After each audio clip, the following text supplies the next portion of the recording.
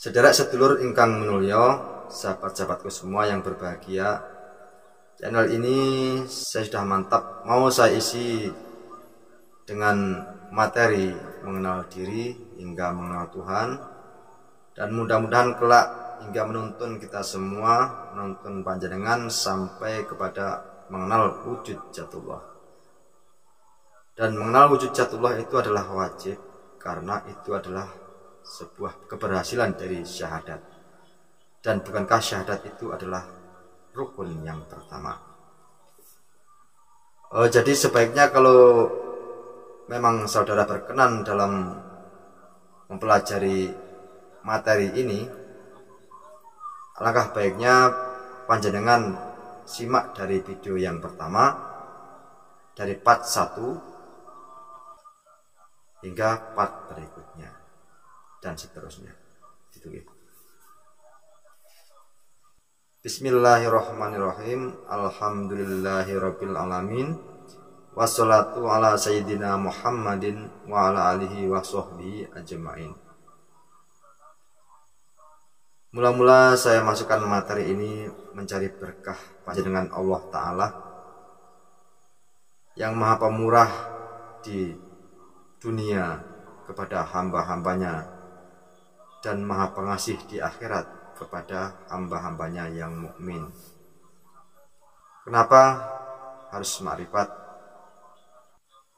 Kalau makrifat kepada Allah Ta'ala itu wajib untuk manusia mukallaf, tegasnya kepada manusia yang sudah akil balik.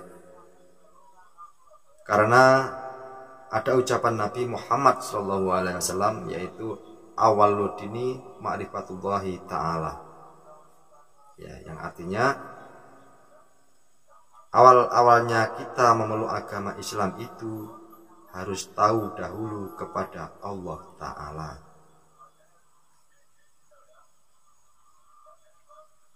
Maksudnya supaya manusia menjalankan ibadahnya sah, diterima amalnya, ibadahnya oleh Allah Subhanahu wa Ta'ala. Sebab amal itu harus dibarengi dengan ilmu. Kalau tidak begitu, segala ibadah kita di alam dunia ini sedikit manfaatnya untuk di akhirat, hanya bermanfaat di dunia saja. Tapi soal ilmu hati-hati keliru ya. Kalau artinya ilmu itu yaitu pengetahuan, tapi bukan harus tahu kepada syarat sah batal ibadahnya saja, tetapi harus dengan mengenal atau makrifat kepada Allah Ta'ala dan Rasulullah. Oke guys, sebelumnya saya di sini ngomongnya apa adanya aja ya. Karena kalau saya buat video, saya lihat kalau sambil senyum, sambil bercanda itu, kalau bercanda itu kayaknya saya melihat tuh norak banget gitu loh roman saya gitu ya. Jadi mohon maaf, saya bicara adanya saja, dan saya menyampaikan tuntunan-tuntunan dari guru saya yang saya dapat. Oke, lanjut ya guys.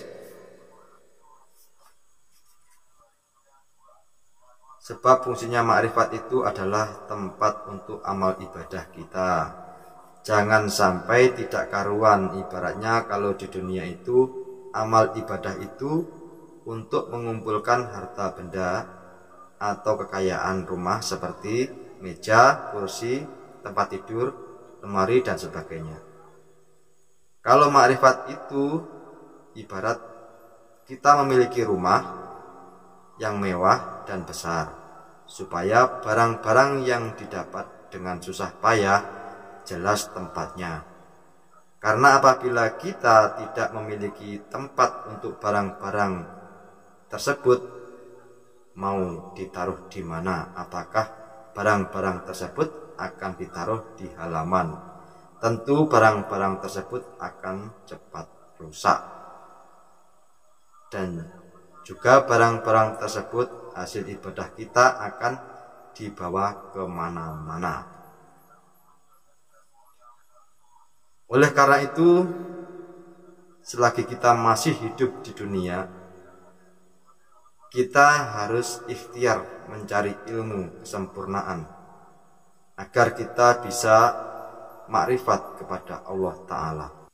Sebab itu untuk tempat kembalinya kita setelah kita meninggalkan dunia ini, setegasnya harus nyambangi ke hari esok setelah mati, yaitu harus bisa mati sebelum mati.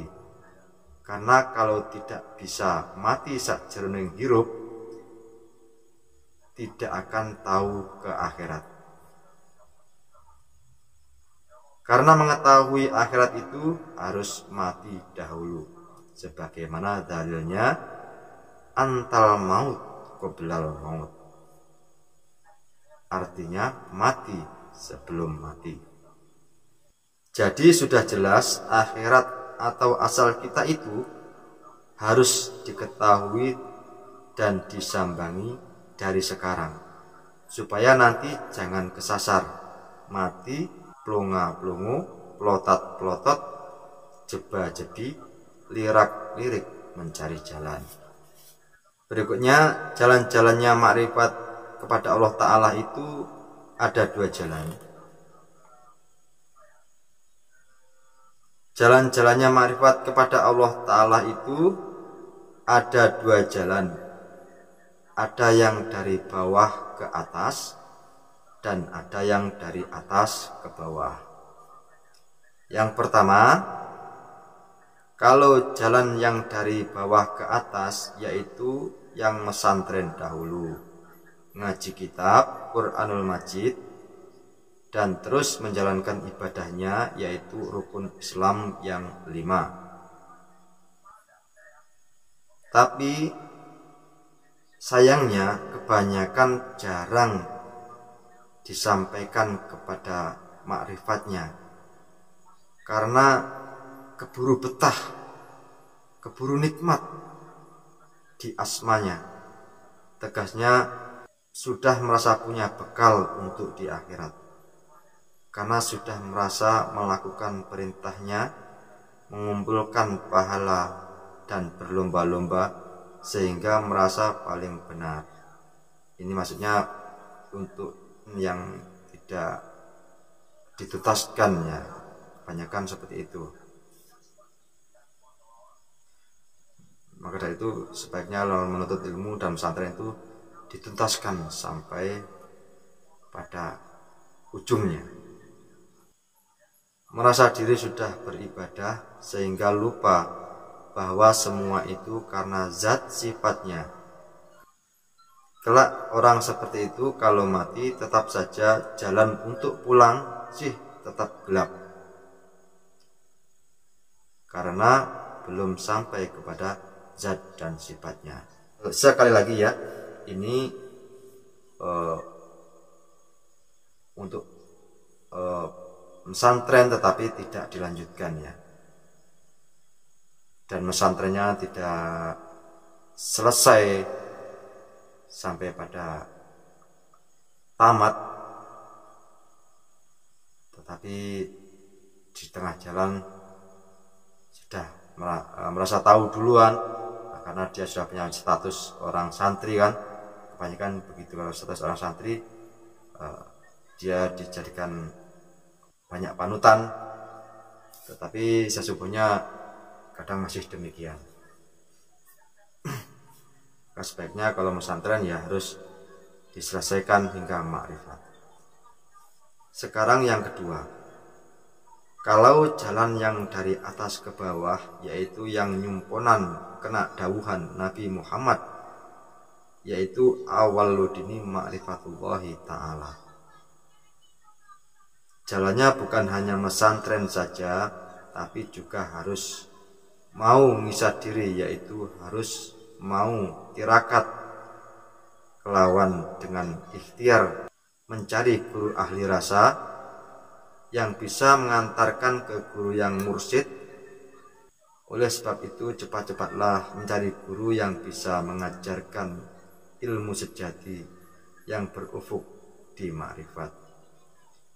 Guru yang sudah ma'rifat terhadap zat dan sifatnya yang maha suci atau nurullah atau johar awal suci atau hakikat Muhammad atau roh bidovi atau segoro atau tempat hidupnya manusia atau syahadat sejati.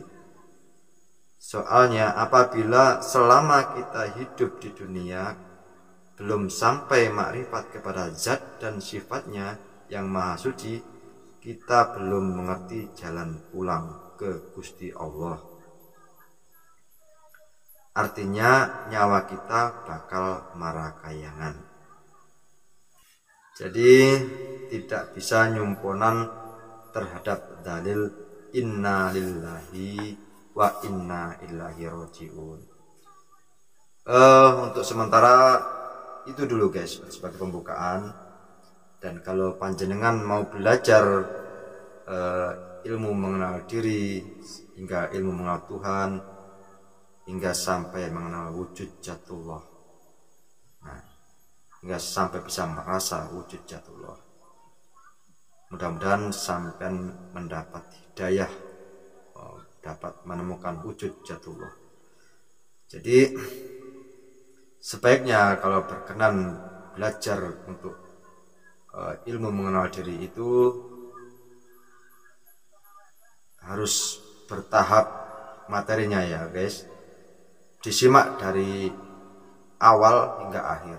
Jadi kalau untuk dalam channel ini, maksudnya kalau untuk belajar pada tahap materi di channel ini, silahkan disimak dari part 1 terus part 2, walaupun tidak sekaligus, dilanjutkan hari-hari berikutnya. Oke, mohon maaf atas kekurangan saya dalam berdialog, dan mohon maaf saya tentu banyak kesalahan. Sampai jumpa lagi di part yang selanjutnya. Assalamualaikum warahmatullahi wabarakatuh.